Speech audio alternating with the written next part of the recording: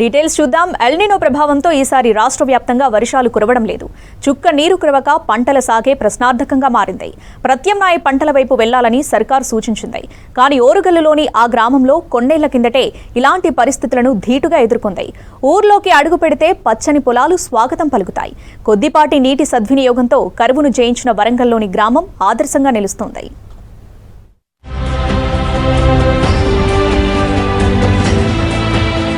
El Niño ప్రభావం వ్యవసాయాన్ని సంక్షోభంలోకి నెట్టుతుంది. తీవ్ర వర్షాభావ పరిస్థితుల్లో సాగు ముందుకు సాగని పరిస్థితి నెలకొంది. వర్షాల కోసం రైతన్నలు ఎదురు చూస్తున్నారు. ఇప్పటికే కాలం నెలన్నర వెనక్కు పోయింది. అయితే అలాంటి కరువు పరిస్థితులను మాత్రం వరంగల్ జిల్లా దుగ్గొండి మండలం జీడికల్లు గ్రామస్తులు అధిగమించారు. ఇక్కడ ఆదర్శంగా నిలుస్తూ వ్యవసాయాన్ని ముందుకు సాగిస్తున్నారు. ఈ గ్రామానికి వస్తే పచ్చని పొలాలు అందరినీ స్వాగతం పలుకుతాయి. ఈ జీడికల్లు గ్రామ రైతులు సాధించిన విజయంపై స్పెషల్ స్టోరీ. వరంగల్ జిల్లా దుగ్గొండి మండలం జీడికల్ ఇప్పుడు అందరి దృష్టిని ఆకర్షిస్తోంది. ఇక్కడ ప్రధాన వృత్తి వ్యవసాయం. పత్తి, వరి లాంటి పంటలు ఎక్కువగా సాగు చేస్తారు. కొన్నేళ్ల క్రితం వరకు వర్షాభావ పరిస్థితులతో ఎండిపోయిన బావులు దర్శనమిచ్చేవి. కరువు కోరల్లో చిక్కుకొని రైతులు బతుకు తెరువు కోసం వలసలు వెళ్లిన పరిస్థితి నుంచి నేడు కలకలలాడే ప్రకృతితో సరికొత్త చరిత్ర సృష్టిస్తోంది. ఇక్కడ 100% రైతులంతా డ్రిప్ పద్ధతిలో పంటలు సాగు చేస్తుండటంతో పచ్చగా కలకలలాడుతున్నాయి. గ్రామ సరిహద్దుల్లో అడుగు పెడితే ఎటు చూసినా పచ్చని పంట పొలాలు దర్శనమిస్తున్నాయి. రాష్ట్ర వ్యాప్తంగా ఉన్న కరువు పీడిత ప్రాంతాలకు జీడికల్ దిక్సూచిగా నిలుస్తోంది. కొన్ని సంవత్సరాల క్రితం జీడికల్ గ్రామం కరువుకు కేరాఫ్ గా ఉండేది. ఇక్కడి బావుల్లో గంట 2 గంటలకు మించి నీరు రాదు. తక్కువ వర్షపాతం, అడుగంటిన భూగర్భ జలాలు. దీంతో సాగునీరు లేక రైతులు తీవ్ర ఇబ్బందులు పడేవారు. సాంప్రదాయ పద్ధతుల్లో సాగు చేసి ఆర్థికంగా నష్టపోయామని రైతులు గుర్తు చేసుకుంటున్నారు. నిరాశ నుంచి పుట్టిన ఓ ఆలోచన వారిని సరికొత్త బాట వైపు నడిపించింది. ఉన్న కొద్దిపాటి నీటిని వృధా చేయకుండా ప్రతి నీటి చుక్కను వినియోగించుకోవాలని నిర్ణయించుకున్నారు. ఊరంతా డ్రిప్ ఇరిగేషన్ వైపు నడిచి అద్భుత ఫలితాలు సాధిస్తున్నారు. గ్రామాలలో డ్రిప్ ఉన్నాయి, కానీ డ్రిప్ ఉన్న కాడ మాత్రం ప్రతి ఒక్క చేనుతో ఇట్లా మంచిగా పచ్చదనంగా మంచిగా ఉంది. బావిలో కొద్దిపాటి నీళ్లతోటి డ్రిప్ తోటి గంట వెళ్ళినా 1 ఎకరం పారుతాం. ఇప్పుడున్న పరిస్థితుల్లో ఆ కొద్దిపాటి నీళ్లతోటి డ్రిప్ వేసుకుంటే ఎకరం పారేది ఒక 2-3 ఎకరాలు పారేసాయి డ్రిప్ తోటి అని రైతులకు చెప్తాం. మాది ఒక 3 ఎకరాలనేది డ్రిప్ తోటే మేము చేస్తాం, పారిస్తాంటాం. ఇక్కడ అందరికీ డిప్పులే ఉన్నాయి. వేరే ఊళ్ళల్లో డిప్పులు లేవు. అక్కడ ఏం చేనులు లేవు. మంచిగా ఇక్కడ ఏ చేను అయినా మేము పామాయిల్ అయినా, అరటి అయినా, పత్తి అయినా ఇక అది పండించే విధానంగా పండిస్తాను. ఇక ఈ డిప్పుతోటి వారేది చేను ఉట్టిగా వాడితే వారేది అది 10 గుంటలు కూడా వెళ్ళదు. ఇప్పుడు కాలం లేదు కాబట్టి బావిలల్లో నీళ్ళు లేవు. ఆ చుక్కలు వడుతుంటే చెట్టు మాకు పై లెవెల్కి వచ్చింది. ఎల్నినో ప్రభావం వల్ల ప్రతి ఒక్క విలేజ్లో పంటలు పండడానికి దారుణంగా ఉన్నది. కానీ మా విలేజ్లో డ్రిప్ ఇరిగేషన్ ద్వారా ప్రతి ఒక్క పంటకు పండడానికి అర్హత ఉంది. కానీ మా విలేజ్లో డ్రిప్ ఇరిగేషన్ ద్వారా ప్రతి ఒక్క పంటకు పండించడానికి ఉన్నది. డ్రిప్ ద్వారా బావిలో గంట వాటర్ వెళ్ళినా కూడా చెట్టుకు సరిపోయేంత పదన సరిపోతుంది పంటకు. అందువల్ల మా పసుపు, పత్తి పండుతాయి. కూరపాటి సమ్మయ్య, పూలకాని దుర్గయ్య, చెల్పూరి రాజమౌళి ఈ గ్రామంలో మార్పుకు కారణమయ్యారు. తమ పొలాల్లో వ్యవసాయం చేసుకుంటున్న వీరు బావిలో సరిపడా నీరు లేక ఇబ్బందులు పడ్డారు. అడపాదడపా వానలకు పంటలు పండించారు. ఈ క్రమంలోనే డ్రిప్ ఇరిగేషన్ గురించి తెలుసుకుని మొదట తమ పంట పొలానికి డ్రిప్ బిగించుకున్నారు. గంటన్నర నీటితో 2 ఎకరాలలో సిరులు పండించారు. గ్రామంలోని రైతులందరినీ చైతన్యం చేయడంతో స్థానిక రైతులంతా డ్రిప్ బిగించుకున్నారని, విభిన్న వాణిజ్య పంటలు సాగు చేస్తూ లాభాలు గడిస్తున్నారని వారు గుర్తు చేసుకుంటున్నారు. ఏమంటారంటే అందరూ ఒక్కొక్క రకమే వేస్తున్నారు. కొత్త రకం వేయి రాజమౌళి అని అంటే, సార్ నా కమ్మరపల్లి నుండి, నిజామాబాద్ కమ్మరపల్లి నుండి 6 రకం విత్తనం ఇప్పించారు. 5,000 క్వింటల్ తీసుకొచ్చిన అక్కడ 1 ఎకరన్నర పసుపు బోదెల మీద వేసిన కొత్త రకం అది. ఈసారి ఈ జిల్లా కంటే పోయినసారి వేసినట్ట కానీ మనకు పెద్దగా తెలియదు. ఈసారి అయితే సారు పర్యవేక్షణలో నేను 6 రకం పసుపు వేసిన.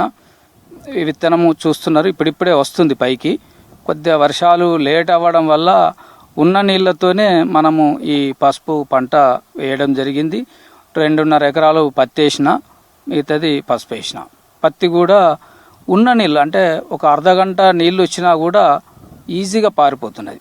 ఈ ఎల్నినో ప్రభావం ఉన్నా కూడా మా విలేజ్లో ఎక్కడ కూడా మీకు ఈ ఎండ ప్రభావం, ఎల్నినో ప్రభావం కనపడట్లేదు. ఎందుకు కనపడట్లేదు అంటే రోహిణి కార్తీలనే మా దగ్గర డ్రిప్ పరిచేసుకున్నారు, చెట్లు పెట్టుకున్నారు, కామన్గా నడుస్తూనే ఉన్నది. ఇక వరలు అంటారా, వర్షం పడితే కానీ చెరువు నిండితే కానీ వరలు వేస్తారు. ఆ తర్వాత ఒకవేళ చెరువులు నిండకుండా వరలు ఆగిపోతాయి. డ్రిప్పుతోని పంటలు ఆరేడు తోట పండిస్తాం, పత్తి పండిస్తాం, మొక్కజొన్న పండిస్తాం, పసుపు పండిస్తాం. మా ఎన్ని కొద్ది నీళ్ళతోనైనా పంట పండించుకుంటాను. నీళ్ళు తక్కువ ఉన్నా చెట్టు మొదట పోతుంది కాబట్టి పంట మంచిగా వస్తుంది. పత్తి తీసి మొక్కజొన్న వేస్తాం. ఇక అరటితోటి ఒకటే పంట, పసుపు ఒకటే పంట. డ్రిప్ అంటే అందులో గంట వెళ్ళినా చెట్టు మొదట పోతుంది, చేను బాగా వస్తుంది. ఇక నీళ్ళు కట్టాలంటే ఆ గంట నీళ్ళు ఎంత మారది.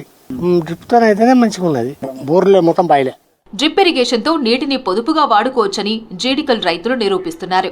1 ఎకరం సరిపోయే నీళ్లతో 5-6 ఎకరాలకు నీరందించొచ్చని, సేద్యంలో 60% నీరు ఆదా అవుతుందని అంటున్నారు.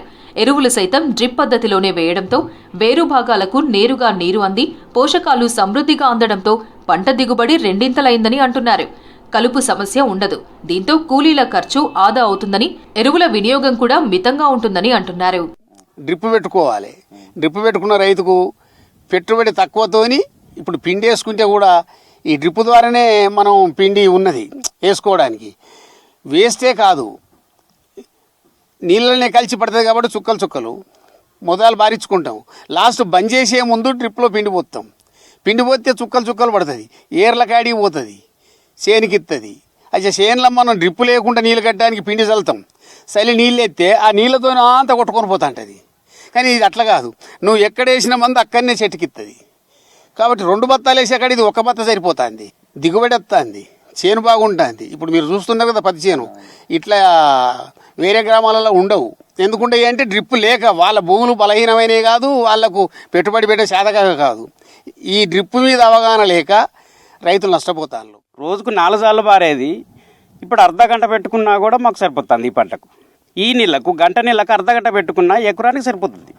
అదే ఆ గంట నీళ్ళు 10 గుంటలు కూడా పారది.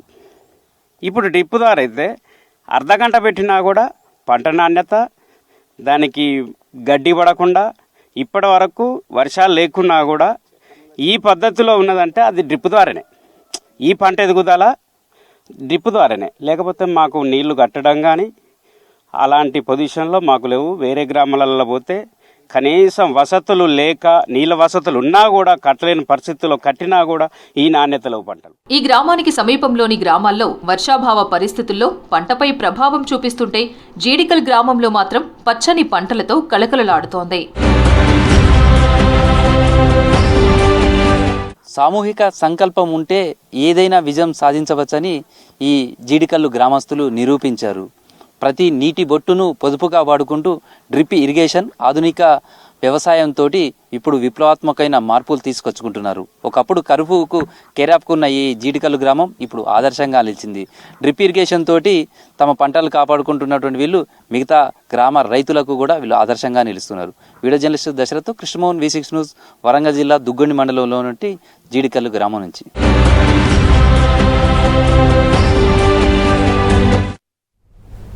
ఎంతో మంది విద్యార్థులను మేధావులుగా తీర్చిదిద్ది ఎంతో ఘనకీర్తి చాటిన వరంగల్ కాకతీయ యూనివర్సిటీ మరెందరికో పోరుపాఠాలు నేర్పింది. వేలాది మంది IAS, IPS అధికారులు, శాస్త్రవేత్తలు, రాజకీయ నాయకులు, అధ్యాపకులను అందించి దేశవ్యాప్తంగా గుర్తింపు దక్కించుకుంది. విద్యార్థి ఉద్యమాలకు కేర్ ఆఫ్ అడ్రస్ గాను నిలిచిన KU 50 వసంతాలు పూర్తి చేసుకుని గోల్డెన్ జూబ్లీ ఉత్సవాలు చేసుకుంటుంది.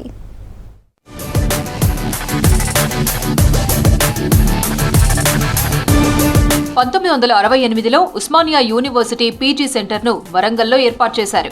పూర్తి స్థాయిలో 1976 ఆగస్టు 19న ప్రారంభమైన ఈ విశ్వవిద్యాలయం ఇప్పుడు 50 ఏళ్ల స్వర్ణోత్సవాలలోకి అడుగుపెడుతోంది.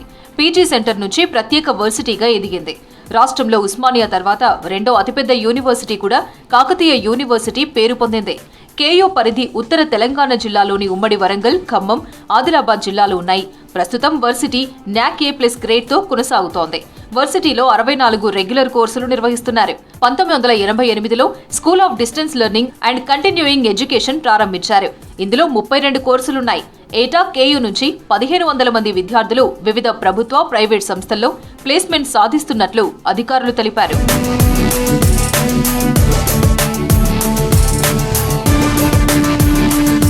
కాకతీయ యూనివర్సిటీ 50 ఏళ్లలో వేలాది మంది విద్యార్థులకు చదువు నేర్పింది. అనేక విభాగాల్లో ప్రొఫెసర్లు, అధ్యాపకులను, పరిశోధకులను దేశానికి అందించింది. ముఖ్యంగా వరంగల్, హనుమకొండ, జనగామ, భూపాలపల్లి, మహబూబాబాద్, ములుగు జిల్లాలతో పాటు ఉమ్మడి ఆదిలాబాద్, ఉమ్మడి ఖమ్మం జిల్లాల విద్యార్థులకు ఇది ప్రధాన కేంద్రంగా ఉంది. పీజీ, పీహెచ్డీ, ప్రొఫెషనల్ కోర్సుల్లో ఉత్తీర్ణత సాధించిన లక్షలాది మంది విద్యార్థుల భవిష్యత్తుకు బాటలు వేసిన విద్యాలయంలో తెలంగాణ సిద్ధాంతకర్త ప్రొఫెసర్ కొత్తపల్లి జయశంకర్ సార్తో పాటు ఇప్పటి వరకు 13 మంది కేయూ వీసీలుగా పనిచేశారు. ప్రస్తుతం 14వ వీసీగా ప్రొఫెసర్ కె ప్రతాప్ రెడ్డి కొనసాగుతున్నారు.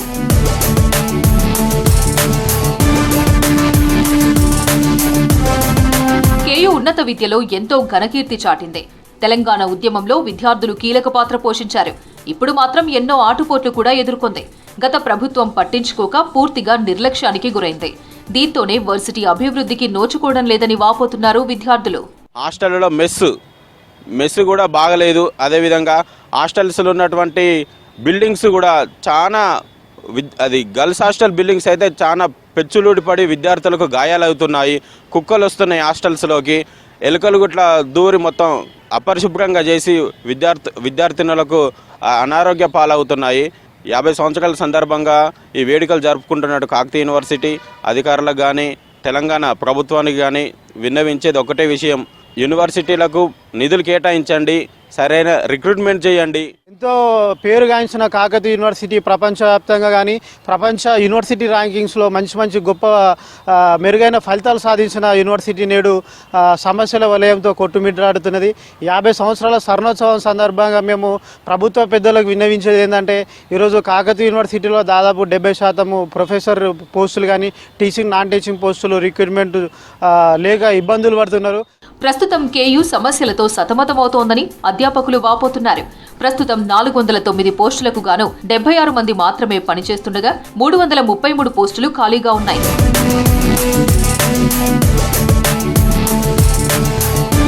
కాంట్రాక్ట్, పార్ట్ టైం లెక్చరర్లతో నెట్టుకు రావాల్సిన పరిస్థితి నెలకొంది.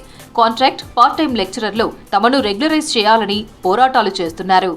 ఈ తరానికి, జెన్జీ తరానికి సంబంధించినటువంటి కంప్యూటర్ జ్ఞానం ఏదైతే ఉన్నదో, ఇప్పుడు ఉపాధి అవకాశాలు దేంట్లో ఉన్నాయి? ఉపాధి అవకాశాలకు అనుగుణంగా మన యొక్క సిలబస్లను మార్చుకుంటున్నాం. కానీ సిలబస్లు మార్చుకున్నంత మాత్రాన కాకుండా ఇక్కడ రిక్రూట్మెంట్ కూడా జరగాలి. ఉపాధ్యాయుల యొక్క కొరత తీవ్రంగా ఉన్నది. అది అనుభవం ఉన్నటువంటి ఉపాధ్యాయుల కొరత చాలా ఉన్నది. అలాగే ఇక్కడ ఉన్నటువంటి వాళ్ళు అధ్యాపకులు పరిశోధన రంగంలో అన్నీ ఉన్నా కానీ వాళ్ళకు ఉద్యోగ భద్రత లేదు. ఇట్లాంటి కొన్ని సమస్యలతో సతమతం అవుతున్నది. గత దశాబ్దం పైగా కూడా కొత్త రిక్రూట్మెంట్స్ ఇక్కడ చేయకపోవటం వల్ల, కొత్తగా అధ్యాపకులను, కొత్తగా అసిస్టెంట్ ప్రొఫెసర్స్ని రిక్రూట్మెంట్ చేయకపోవటం వల్ల దరిదాపు 407 శాంక్షన్ పోస్టులలో 332 ఖాళీలు ఉన్నాయి. అంటే 81% టీచింగ్ పోస్టులలో ఖాళీగా ఉండటం, కేవలం 77 మంది రెగ్యులర్ స్టాఫ్ మాత్రమే, రెగ్యులర్ బోధనా సిబ్బంది మాత్రమే పనిచేయటము, అటు కాంట్రాక్చువల్ ఇటు పార్ట్ టైం అధ్యాపకులతోటి హైయెస్ట్ క్వాలిఫికేషన్స్, ఎలిజిబిలిటీస్ ఉన్నప్పటికీ కూడా వాళ్ళకు అవకాశం ఇవ్వకపోవటం వల్ల కొంతమేరకు బోధన జరుగుతున్నప్పుడు కూడా పరిశోధన జరగటం లేదు. మారుమూల పల్లె ప్రజలకు ఉన్నత విద్యను అందించి ఎంతో ఘనకీర్తిని చాటింది కేయూ. గోల్డెన్ జూబ్లీ పూర్తి చేసుకున్న కేయూకు పూర్వ వైభవం తీసుకుని వచ్చేలా చూడాలని విద్యావంతులు కోరుతున్నారు. నల్గొండ ప్రిన్సిపల్ రూపారెడ్డి హత్య కేసును ఛేదించారు పోలీసులు. స్కూల్కి చెందిన 3 10th విద్యార్థులే ఆమెను చంపినట్లు ఎస్పీ శరత్ చంద్ర పవార్ చెప్పారు. జల్సాలకు అలవాటు పడ్డ 3 ప్రిన్సిపల్ రూపారెడ్డి ఇంట్లోకే దొంగతనానికి వెళ్లారని, ఆమె గుర్తుపట్టడంతో బయట చెప్తుందనే భయంతో కత్తితో 27 సార్లు పొడిచారని తెలిపారు. నిందితుల నుంచి రక్తం మరకలతో ఉన్న 1,54,000 సీజ్ చేశామన్నారు. నిందితులంతా మైనర్లేనని చెప్పారు SP Sharath Chandra Pawar. Nagarjuna grammar concept school principal Rupa Reddy గారి మర్డర్కి సంబంధించి మనకు 5 స్పెషల్ టీమ్స్లో ఫామ్ చేసి, ఈ స్పెషల్ టీమ్స్ అన్నీ కూడా ఫారెన్సిక్ ఎవిడెన్స్, టెక్నికల్ ఎవిడెన్స్, ఇందులో మనకి ముఖ్యంగా ఫస్ట్ వచ్చిన క్లూ ఇది సీసీటీవీ ఫుటేజ్. ఆ ఇంట్లో సీసీటీవీ కెమెరాస్ బయట ఉన్నాయి కానీ వెనక సైడ్ లేవు. సో వీళ్ళు ఈ సీసీటీవీ ఫుటేజ్లో ఒక రెడ్ కలర్ హుడీ, కోట్ లాగా వేసుకొని వెనక నుంచి ప్రవేశించి లోపలికి వెళ్ళి చంపి మళ్ళీ బయటికి వచ్చి గోడ దూకి మళ్ళీ అదే వెనక ఉన్న ఫారెస్ట్ ఏరియా, అంటే చెట్ల ఏరియా నుంచి పారిపోతున్నట్టు మనకి ఫస్ట్ ఇనిషియల్గా మనకి క్లూ వస్తుంది. లాస్ట్ వీళ్ళ చిన్నమ్మతో రూపారెడ్డి గారు మాట్లాడడం జరుగుతుంది. ఆ టైంలో కరెక్ట్ ఫోన్ స్విచ్ ఆఫ్ అయ్యే ముందు బాబు అనే ఒక పదం వాడడం జరుగుతుంది. సో అది మనకి మళ్ళీ మనము విట్నెస్లందరినీ కూడా మనము ఎగ్జామిన్ చేసే సమయంలో ఈ బాబు అని ఎవరిని అనే అవకాశం ఉంటుందని చెప్పేసి మళ్ళీ ఆలోచిస్తూ స్కూళ్ళలో కూడా పిల్లల్ని కూడా బాబు అనే అవకాశం ఉంటుందేమో అని చెప్పేసి సోమవారం అంటే ఒక 1 వీక్ హాలిడేస్ వాళ్ళు ఒక 3 ప్రిన్సిపల్ గారు చనిపోయిన తర్వాత ఒక 4 డేస్ హాలిడేస్ ఇస్తే మళ్ళీ మండే రోజు స్కూల్ రీఓపెన్ అయింది. ఏదైనా లింక్ ఏమైనా ఉందా అని చెక్ చేసుకుంటే ఒక 5 10th క్లాస్ పిల్లల మీద మనకి డౌట్ వస్తుంది. అందులో కూడా వాళ్ళ గురించి మనం బ్యాక్గ్రౌండ్ వెరిఫికేషన్ చేసుకుంటూ ఉంటే ఒక 2 10th క్లాస్ పిల్లలు అదే స్కూల్లో చదువుతున్న పిల్లలు గత 2-3 రోజుల నుంచి కూడా డబ్బులు బాగా ఖర్చు పెడుతూ జనాలు వాళ్ళ ఫ్రెండ్స్లలో కూడా పార్టీలాగా ఇచ్చుకుంటూ ఎక్కువగా గాలి తిరుగుతున్నారని చెప్పి సమాచారం రాగానే వీళ్ళిద్దరి మీద మనకు సస్పిషన్ వచ్చి మనం వీళ్ళిద్దరిని వాళ్ళ పొద్దున మనం వాళ్ళని పట్టుకోవడం జరుగుతుంది. అందులో JCL1, JCL2. JCL1 దగ్గర మనం 1,54,000 వరకు క్యాష్ ఆయన దగ్గర దొరుకుతుంది. ఒక చిన్న ఐఫోన్ కూడా ఉంటుంది. ఈ క్యాష్ ఎక్కడి నుంచి వచ్చిందని అడిగే క్రమంలో కూడా నాకు నా తల్లిదండ్రులు ఇచ్చినారని చెప్తారు. కాకపోతే ఆ క్యాష్ మీద రక్తపు మరకలు ఉంటాయి. ఆ రక్తం కూడా మనము చూస్తే హ్యూమన్ బ్లడ్, ఎమ్మటే ల్యాబ్కి పంపిస్తే హ్యూమన్ బ్లడ్ అని చెప్పడం జరిగింది.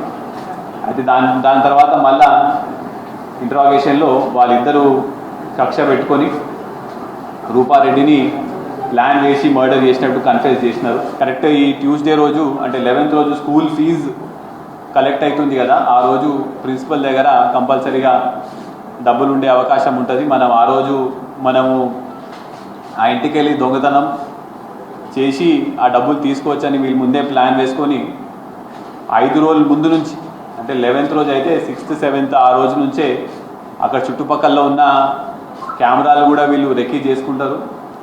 లోపలికి వెళ్ళి గోడ దూకేసి ఫోన్ మాట్లాడుతున్న సమయంలో డబ్బులు తీసుకుని వెళ్ళే సమయంలో అనే డిసీజ్డ్ గుర్తుపట్టేసరికి మళ్ళీ బయటకు వచ్చి మమ్మల్ని పేరు చెప్తుందని చెప్పేసి ఒక 27 సార్లు కత్తి పెట్టి పొడవడం జరుగుతుంది. అయితే ఆ సమయంలో ఫోన్ కింద పడిపోతే ఫోన్ కూడా తీసుకొని వెళ్ళిపోవడం జరుగుతుంది. కొంత గొంతులోంచి మాట వచ్చి మళ్ళీ ఇంకెవరికైనా చెప్తుందని చెప్పేసి ఫోన్ కూడా తీసుకొని వెళ్ళిపోవడం జరిగింది. అది ఇప్పుడు ఇవాళ వాళ్ళ దగ్గర నుంచి మనము 1,54,000 క్యాష్, దాని మీద బ్లడ్ స్టెయిన్స్ ఉన్నాయి, అది రికవర్ చేసినాము. అదేవిధంగా 2-3 డేస్ బ్యాకే కొన్న ఒక 60,000 పెట్టి ఐఫోన్ కొన్నాడు, అది కూడా రికవర్ చేయడం జరిగింది. ఈ ఫోన్ కూడా మనము రూపారెడ్డి గారి ఫోన్ కూడా మనము రికవర్ చేయడం జరిగింది. ఇప్పుడు వీళ్ళందరూ less than 18 years of age ఉన్నారు కాబట్టి వెంబటే మనము ప్రొసీజర్ ప్రకారం ప్రొడ్యూస్ చేసిన తర్వాత మళ్ళీ కస్టడీ తీసుకొని తదుపరి విచారణ ఇంకా ఏ విధంగా ప్లాన్ వేసిరో కూడా అది విచారించి మళ్ళీ ఛార్జ్షీట్ వేయడం.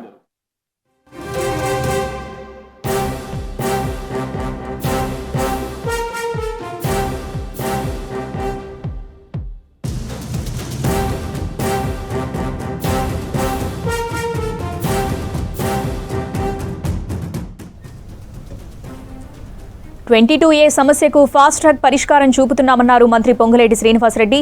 ప్రతి కేసును వేగంగా పరిష్కరిస్తున్నామని చెప్పారు. 22A సమస్యల పరిష్కారంపై ఎప్పటికప్పుడు సమీక్ష చేస్తున్నట్లు రెవెన్యూ మినిస్టర్ ప్రకటించారు. 22A నిషేధిత జాబితా నుంచి తొలగించినందుకు కృతజ్ఞతలు చెప్పారు బాధితులు. అర్హులకు ఎలాంటి అన్యాయం జరగదన్నారు పొంగులేటి. హైదరాబాద్, రంగారెడ్డి, మేడ్చల్, మల్కాజ్గిరి, సంగారెడ్డి జిల్లాల్లో కలెక్టర్లతో నిరంతరం సంప్రదింపులు చేస్తున్నట్టు మంత్రి వివరించారు. సబ్ రిజిస్ట్రార్లతో ప్రత్యేక సమావేశమై స్పష్టమైన ఆదేశాలు జారీ చేశారు. పోచారం 50 సర్వే నెంబర్లో 100 గజాలు కొనుక్కున్నాను 2022లో. ఇప్పుడు ఈ 2026లో ప్లాట్ అమ్ముకుందామని వస్తే 3 నెలల కింద వస్తే 22Aలో ప్రొవిజన్ లిస్ట్లో పడింది అని చెప్పేసి నాకు అన్నారు. మళ్ళీ మేము అమ్ముకుందామంటే ఇవన్నీ లిస్ట్లో ఉన్నాయి కాబట్టి మేము అమ్ముకోలేదని చెప్పేసి అంటే మేము కలెక్టర్ ఆఫీస్కి అందరూ తిరిగాము. 4 రోజుల కింద మాకు నారేపల్లి రిజిస్టర్ ఆఫీస్ కాల్ వచ్చిందండి, రిజిస్ట్రేషన్లు అవుతున్నాయండి. మేము వచ్చి వాళ్ళు సంప్రదించిన వల్ల మేము వచ్చి ఈరోజు వల్ల నాకు రిజిస్ట్రేషన్ అయింది. ఈరోజు నాకు 100 గజాలు నేను అమ్ముకోగలిగాను. నాకు ఈ రేవంత్ రెడ్డి గారు, పొంగులేటి శ్రీనివాస్ గారు అందరూ నాకు ధన్యవాదాలండి మాకు చేసినందుకు. సన్నిళ్ళ సేల్ చేద్దాం అనుకున్న ఫ్లాట్ రిజిస్ట్రేషన్ కోసం వస్తే 22A కింద గవర్నమెంట్ రిస్ట్రిక్ట్ చేసిందని చెప్పి ఆ రోజు రిజిస్ట్రేషన్ అవ్వలేదు. అది ఇంకో చాలా కాలం ఇవ్వబడుతుందేమో అనుకున్నాను, కానీ గవర్నమెంట్ వారి టైమ్లీ యాక్షన్ వల్ల కానీ ఇమీడియట్ గా ఒక 3 వారం రోజుల్లోనే సానుకూలంగా జరిగింది. ఈ రోజు రిజిస్ట్రేషన్ కోసం వచ్చాం. రిజిస్ట్రేషన్ కూడా పూర్తిగా మా కంప్లీట్ అవుతుంది. చాలా కృతజ్ఞత. 2005లో సీలింగ్ పర్మిషన్ ఇస్తుంది. రిజిస్ట్రేషన్స్ అప్పటి నుంచి చేస్తూ ఉన్నాము.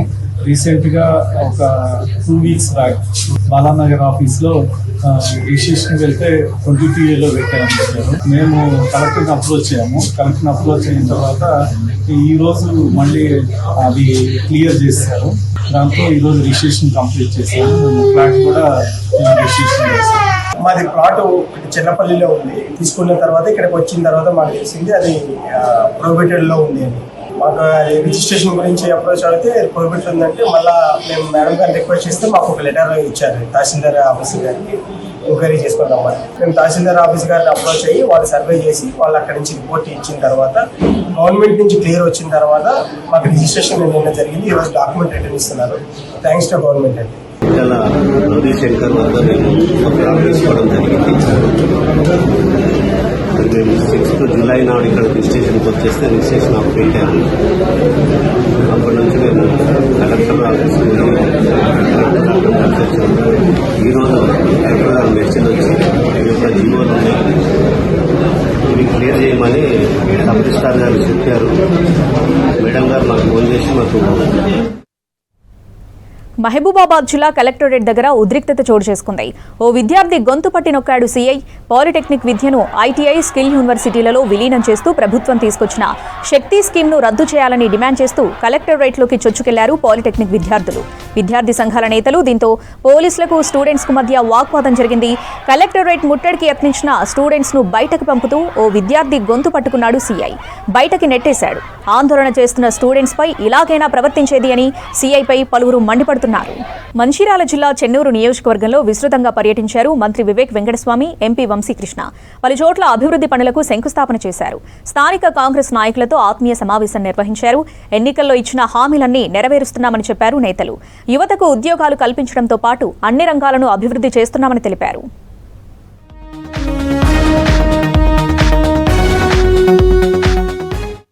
నీళ్లు, నిధులు, నియామకాలని సాధించుకున్న తెలంగాణలో నిరుద్యోగం పెరుగుతోందని అన్నారు పెద్దపల్లి ఎంపీ గడ్డం వంశీకృష్ణ. మంచిర్యాల జిల్లా చెన్నూరు పట్టణంలో కాకా ఫౌండేషన్ ఆధ్వర్యంలో ఎస్ఐ, కానిస్టేబుల్ పోటీ పరీక్షల కోసం ఏర్పాటు చేసిన కాకా ఫ్రీ కోచింగ్ సెంటర్ను మంత్రి వివేక్ వెంకటస్వామి, పెద్దపల్లి ఎంపీ గడ్డం వంశీకృష్ణ, జిల్లా కలెక్టర్ కుమార్ దీపక్, డీసీపీ భాస్కర్తో కలిసి ప్రారంభించారు. అభ్యర్థులు మంచిగా చదువుకొని ఎస్ఐ, కానిస్టేబుల్ ఉద్యోగాలను అత్యధికంగా చెన్నూరు నుంచే సాధించాలని కోరారు. ఈ అవకాశాన్ని యువతీ యువకులు సద్వినియోగం చేసుకోవాలని అన్నారు మంత్రి వివేక్. నేను మొన్న ఏప్రిల్లో జర్మనీ పోవడం జరిగింది. జర్మనీ పోయి అక్కడ ఉద్యోగ అవకాశాలు కల్పించడానికి 2 ముఖ్యమంత్రులతో మేము MOU చేసుకోవడం జరిగింది. వాళ్ళందరినీ ట్రైన్ చేసి లాంగ్వేజ్ ట్రైనింగ్ ఇప్పించి ఉద్యోగాలు ఇప్పించాలని చెప్పి ఆ ఒక స్కీమ్ ద్వారా మన మన్నమరిలో కూడా 75 మంది మన వాళ్ళు ఎక్స్పీరియన్స్ ఉన్న వాళ్ళు జర్మన్ లాంగ్వేజ్ నేర్చుకుంటున్నారు. చాలా అద్భుతంగా వాళ్ళు ఒక క్రమశిక్షణతోని 2 levels ఆల్రెడీ వాళ్ళు అచీవ్ చేస్తారు. ఎన్నికల్లో ఇచ్చిన హామీలన్నీ నెరవేరుస్తున్నామన్నారు మంత్రి వివేక్ వెంకటస్వామి. మంచిర్యాల జిల్లా చెన్నూరు సెగ్మెంట్లో ఎంపీ వంశీకృష్ణతో కలిసి పర్యటించారు మంత్రి వివేక్. పలు అభివృద్ధి పనులను పరిశీలించారు. చెన్నూరును సరికొత్తగా తీర్చిదిద్దుతున్నామని చెప్పారు. రోడ్లు విస్తరించి సీసీ రోడ్లు వేస్తున్నామన్నారు. రోడ్ల వెడల్పుతో స్థలాలు కోల్పోయిన వారికి షాపులు నిర్మించి అందజేస్తామన్నారు. గోదావరి పుష్కర పనులు వేగంగా చేస్తామన్నారు. ఎలంపల్లి నుంచి రైతులకు నీరిస్తున్నామని తెలిపారు. చెన్నూరులో టూరిజం అభివృద్ధికి చర్యలు తీసుకుంటున్నామని చెప్పారు మంత్రి వివేక్. చెన్నూరుని ఒక టూరిజం సెంటర్ కూడా చేసే అవకాశం ఉంది. డిఎఫ్ఓ గారు కూడా ఇక్కడ మన శాంచురీని, క్రొకడైల్ శాంచురీని దీన్ని ఒక టూరిజం సెంటర్ చేస్తామన్నారు. శివాలయంని కూడా టూరిజం సెంటర్ చేసే అవసరం ఉంది. సో చెన్నూరు టౌన్ని ఒక మంచి టూరిస్ట్ సెంటర్ చేయాలని చెప్పి ఒక విజన్తోని, ఒక ఆలోచనతోని మేము పనిచేస్తున్నాము. కాంగ్రెస్ సర్కార్లో 50,000 టీచర్ ఉద్యోగాలను భర్తీ చేశామన్నారు మంత్రి వివేక్ వెంకటస్వామి. సోమనపల్లిలో 250 కోట్లతో యంగ్ ఇండియా ఇంటిగ్రేటెడ్ స్కూల్ ఏర్పాటు చేస్తున్నామన్నారు. సోషల్ మీడియాలో బీఆర్ఎస్ నేతల తప్పుడు ప్రచారంపై ఆగ్రహం వ్యక్తం చేశారు. మంచిర్యాల జిల్లా చెన్నూరులో సింగరేణి సిఎస్ఆర్ నిధులు 50 లక్షలతో పాఠశాలలో పలు అభివృద్ధి పనులకు పెద్దపల్లి ఎంపీ వంశీకృష్ణతో కలిసి శంకుస్థాపన చేశారు మంత్రి. పేపర్ లీకేజీలతో విద్యార్థులకు నష్టమన్నారు కాంగ్రెస్ ఎంపీ వంశీకృష్ణ.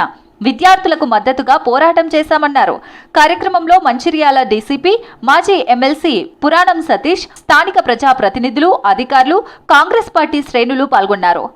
ప్రతి స్కూలు అప్గ్రేడ్ కావాలని చెప్పి ఏదైతే కృషి చేస్తున్నారో వివేక్ గారు, Mancherial district first in the state రావడము చాలా గర్వకారణం. కంగ్రాచులేషన్స్ టు కలెక్టర్ గారు అండ్ మంత్రి గారు. ఎందుకంటే విద్య మీద దృష్టి పెట్టి మన పిల్లలు భవిష్యత్తు బాగుండాలని చెప్పి కష్టపడి చదువుకొని ఎగ్జామ్స్ రాస్తే central government, Bharatiya Janata party ఏదైతే సెంట్రల్ గవర్నమెంట్ ఉండేనో అక్కడ వాళ్ళు ఎగ్జామ్ పేపరే లీక్ చేయడం జరిగింది.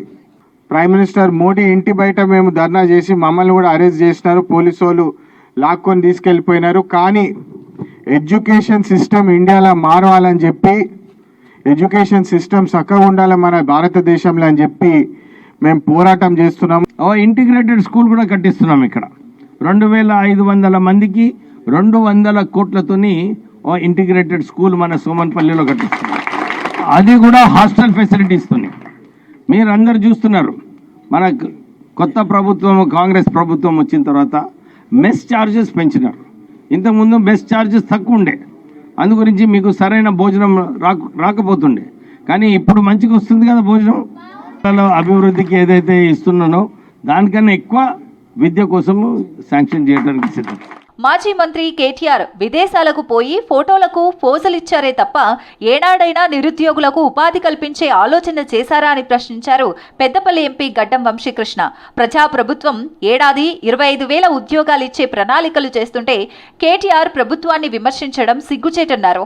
మంచిర్యాల జిల్లాలో మంత్రి వివేక్తో కలిసి పర్యటించారు వంశీకృష్ణ. కాకా ఫౌండేషన్ ఆధ్వర్యంలో చేపట్టిన ఎస్ఐ, కానిస్టేబుల్ పోటీ పరీక్షల ఉచిత శిక్షణ కేంద్రాన్ని ప్రారంభించారు. మీరందరు చూసినారు, కేటీఆర్ సూట్లు వేసుకొని వీడియోలు తీపించుకొని వరల్డ్ ఎకనామిక్ ఫోరం పోయిండు. 10 సంవత్సరాల 10 ఫారెన్ ట్రిప్లు కొట్టిండు, కానీ 10 మందికి ఉద్యోగాలు తీసిండా అని చెప్పి ఆయనకి సవాల్ విసురుతున్నా. ఈరోజు ఈ మాత్రం సిగ్గున్నా దీనికి జవాబు చెప్పాలా కేటీఆర్ గారు. ఈరోజు ఈ ఎస్ఐ కానిస్టేబుల్ ట్రైనింగ్ 60 రోజుల ట్రైనింగ్ ఫెసిలిటీ ఇద్దాము, మన పిల్లల భవిష్యత్తు బాగుండాలని చెప్పి ఒక చక్కటి కార్యక్రమం ఈరోజు చేసుకుంటున్నాం.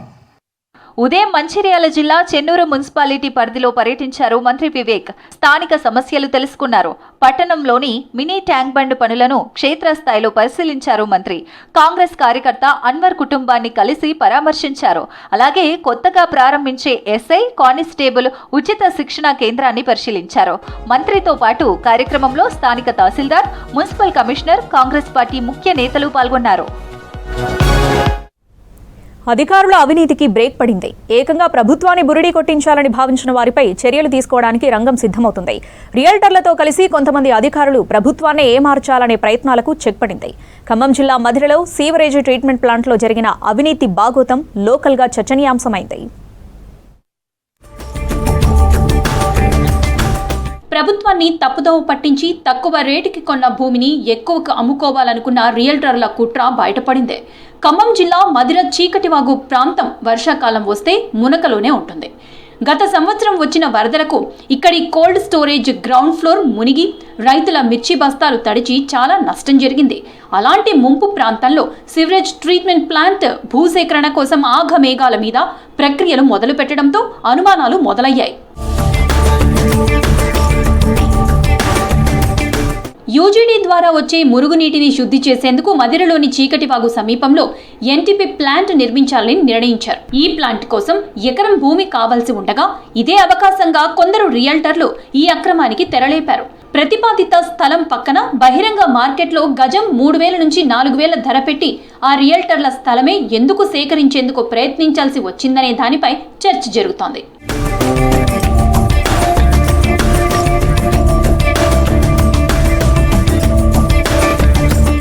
అండర్ గ్రౌండ్ డ్రైనేజ్ ని మదిర మున్సిపాలిటీకి 130 కోట్లతో మంజూరు చేయించారు డిప్యూటీ సీఎం భట్టి విక్రమార్క.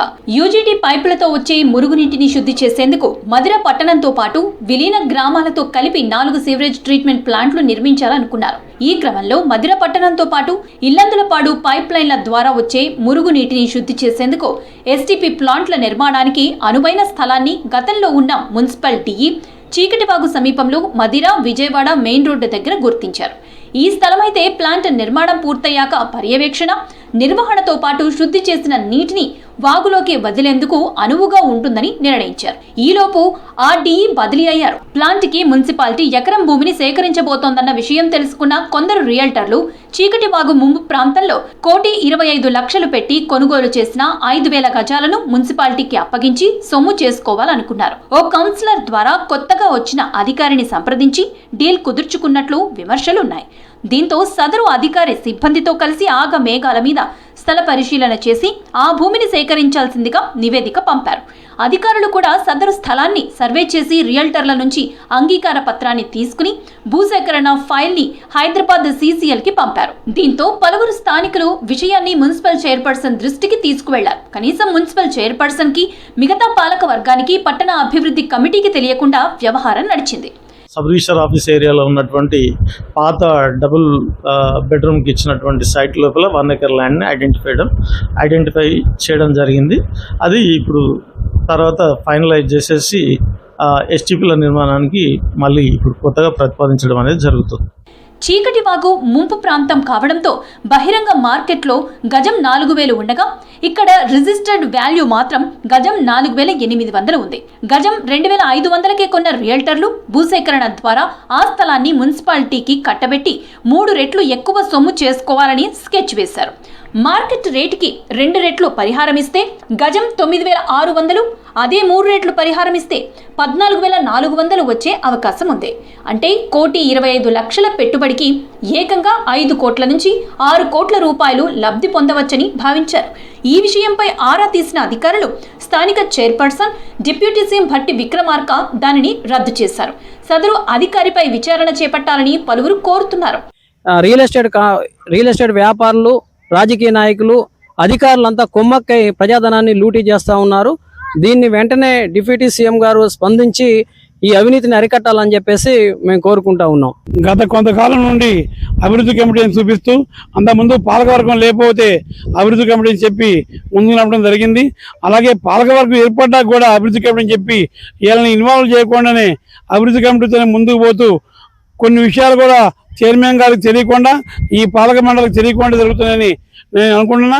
ఈ వ్యవహారంపై ఇప్పటికైనా అధికారులు పారదర్శకంగా వ్యవహరించాలని కోరుతున్నారు స్థానికులు.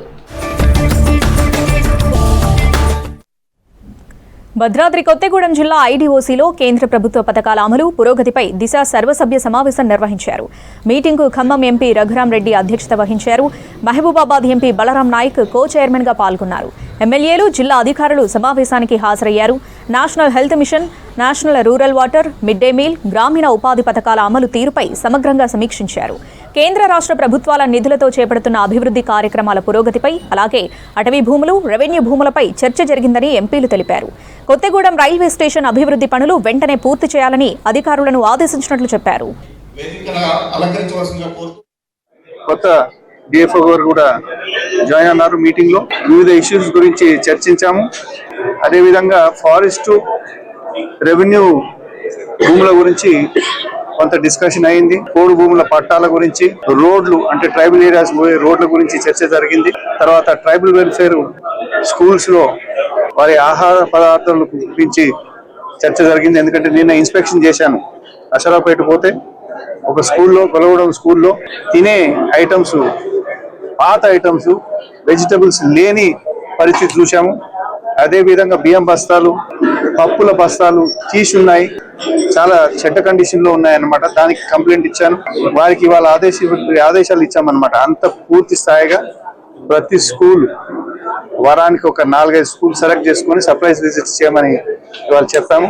2 ఏళ్ల నుంచి నేను ఒక ఫైల్ పట్టుకొని ఢిల్లీ తిరిగి స్టేట్ గవర్నమెంట్ లో జియో కూడా ఇచ్చేసారనమాట. మన గౌరవ ముఖ్యమంత్రి గారు ఆల్రెడీ ఖమ్మంలో విలువైన భూమి, స్టేట్ గవర్నమెంట్ భూమి తీసుకుపోయి సెంట్రల్ గవర్నమెంట్ కి, రైల్వేస్ కి ఆల్రెడీ ఇచ్చేయమని జియో కూడా పాస్ చేశాం. ఆ ఫైల్ ఇప్పుడు ఢిల్లీలో దగ్గర దగ్గర 6 నెలల నుంచి తిరుగుతూ ఉంది. అందుకొరకే ఇవాళ వారికి స్ట్రిక్ట్గా చెప్పాము. అటు మహబూబాబాద్ జిల్లా గంగారం, కొత్తగూడ మండలాల్లో బంద్ పాటించారు ఆదివాసీ సంఘాల నాయకులు. 29 శాఖలలో జీవో 3తో సహా స్కెడ్యూల్ ప్రాంతం ఉద్యోగాలన్నీ కలిపి ప్రత్యేక చట్టం చేయాలని డిమాండ్ చేశారు. కానిస్టేబుల్ ఉద్యోగాలలో 109 జీవో ప్రకారం 75% వాటా ఇవ్వాలన్నారు. ఐటీడీఏలతో ఏజెన్సీ ఉద్యోగాలు భర్తీ చేయాలన్నారు ఆదివాసీ నాయకులు. విజయవంతం చేస్తాం ఏజెన్సీ బంద్ని అమలు చేయాలి. ఏజెన్సీ చట్టాలను అమలు చేయాలి. ఏజెన్సీ చట్టాలను అమలు చేయాలి. ఏజెన్సీ చట్టాలను వర్ధిల్లాలి. భారత రాజ్యాంగం వర్ధిల్లాలి. లే లే ఆదివాసీ, లే లే ఆదివాసీ, ఈ హక్కుల సాధనకై విజయవంతం చేస్తాం.